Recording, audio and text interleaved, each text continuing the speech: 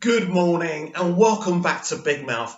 Come talk nerdy with me because we've got a lot to talk about. So straight off the bat, let's talk about the first piece of news that came to me yesterday. The CW are developing a Batwoman TV show. They've already announced that she's going to be part of this year's Arrowverse crossover.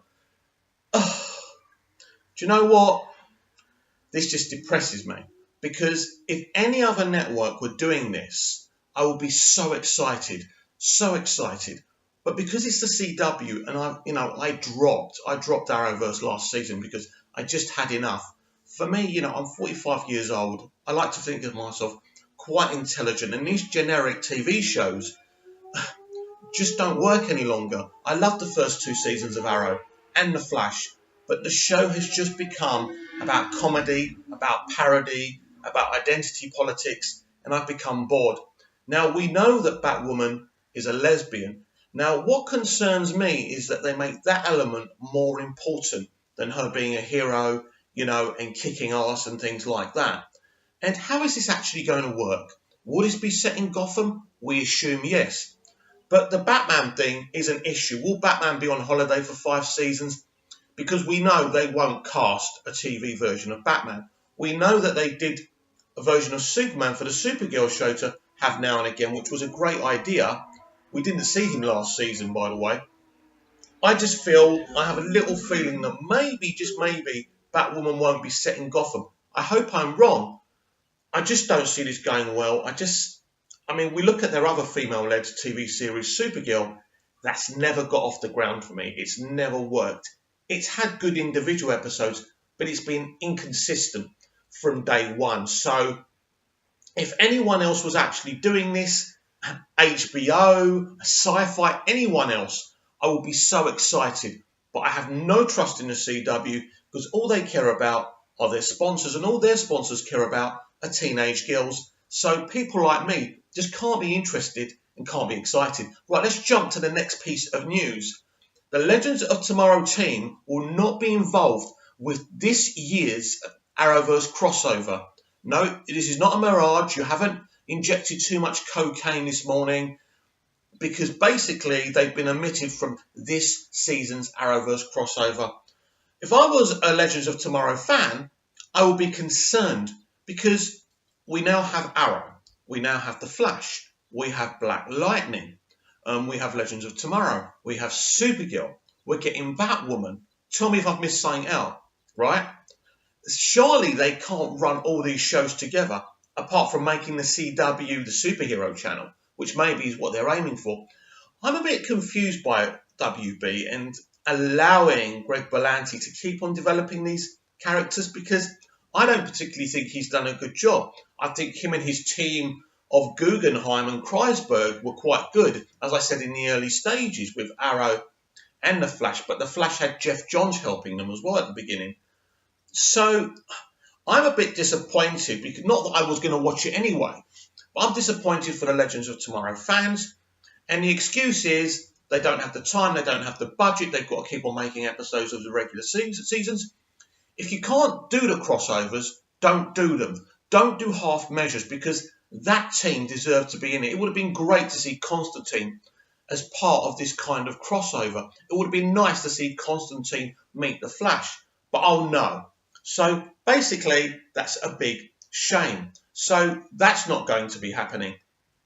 Now, Jay Oliver, jumping to the next thing, Jay Oliver, who's a big fan of Zack Snyder, who's worked with him, said the Russian family were never going to be involved with Zack Snyder's cut and weren't involved. So it's something that Joss Whedon brought in. The whole idea, what Jay said was that why they had to fight there is because no one could get hurt. Because there had been those complaints in Man of Steel that there was just too much carnage of everyday citizens. Personally, I couldn't give a rat's arse that all people could have died in the Battle of Metropolis. I just enjoyed the visual buzz of watching it. Man of Steel is a great film, and I love it. And basically, yes, Jay Oliver also kind of was trashing Marvel a bit, the way they have to tell us that wherever they are isn't populated, because everyone's got... This is, why do we care if something's populated or not? Enjoy the superhero, supervillain fight. Don't worry about the other stuff. So it's all very interesting. Now let's jump to Aquaman. We've had a couple of posters. We had a great one from Den of Geek, which was beautiful. Now we had the one with Aquaman surrounded by whales or sharks or whatever. He was wearing leather pants. Right, let me explain something to you. Aquaman, Arthur Curry, is an Atlantean. It doesn't matter if you've got bricks strapped to him. He can survive underwater. He has the strength to swim underwater with whatever he's wearing. So what you're saying is absolute nonsense. And James Wan, the director of Aquaman, actually was dissing a few people, complaining about it, saying, what do you want him to do? Wear nothing. Should we have him naked? And he makes a great point about that as well. This is San Diego Comic-Con week. I mean, I think tomorrow is when it really kicks off, on Thursday. So we're going to hear a lot of things. We still don't know if Zack Snyder's going to be there. I still don't understand why Zack via Vero doesn't just say if he's coming or not. It's really pathetic. I can see fans arguing on Twitter, and I mean, that's not groundbreaking to see these things. Now let's talk about Doctor Who. Chris Chibnall has been doing one thing that I kind of advised for him not to do, and that was for him to start talking too much about this casting choice of a female Doctor. He said it was very important to cast a female because Doctor Who would have been left behind. They want young girls to be watching Doctor Who. Can I just explain something to you, Chris? Young girls and women have been watching Doctor Who and seeing the Doctor as their hero for 50 plus years. You don't need to cast a woman to inspire women and girls to be inspired by Doctor Who. You don't need to cast a black Doctor to have black people be inspired by the Doctor.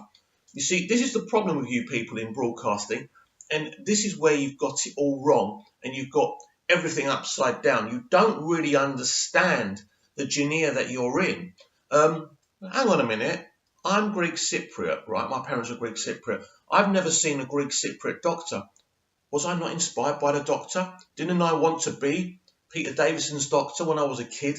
Of course I did. Did I not look up to Axel Foley, aka Eddie Murphy, because he was black and I wasn't? Of course not. I was well inspired. I was walking around cracking the same jokes as Axel. You know, this is absolute, and this is why they've got kind of this inclusion and identity politics all the way wrong way round. Of course we want diversity. Of course we want to see the different cultures and both genders represented. Representation is important. But unfortunately, the entertainment industry don't understand. They want to shout it from the rooftops instead of just doing it. They want to make a point. And they want to keep on triggering people who don't particularly agree with it. Listen, there is no need for any of that. You want to be diverse? Do it automatically. But stop going on about it, because you're hurting. You are hurting and you're making this environment really poisonous. And you're doing it on purpose. That's the problem with it as well. And I love diversity, but it seems like everything's becoming female-led now, doesn't it? There's not going to be any men or white men left. And I mean, for some reason in Hollywood, in the entertainment industry, white men are the enemy. Why? Why can't we all just be friends? Why can't we just all have different, led TV shows and films? Why is it one way or the other? Yes, you can say, oh, yes, but in the 70s and 80s, it was just white men, so now it just has to be women. Why? You want diversity. Then give us diversity and stop making poisonous assumptions about groups of people. We are not groups. We are individuals. It's good to see people as individuals rather than putting people in boxes. So basically, what do you think of all this? And of course, we got another Aquaman poster. And not the Aquaman poster, sorry, we got a Shazam poster as well, didn't we? We had the kid touching Shazam's kind of bright yellow light, which is pretty awesome.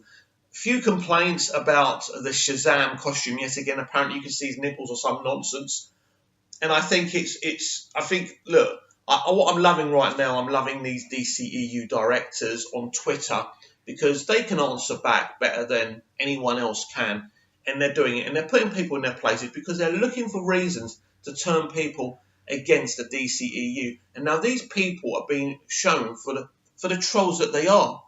First of all, I don't understand this obsession over posters. I love posters, but people get too drawn into them. Oh, this is a bad poster. Must mean it's going to be a bad movie. It's just a picture. It's just a drawing. It's just artwork. Look at it, appreciate it or don't appreciate it, and move on. Keep it DC.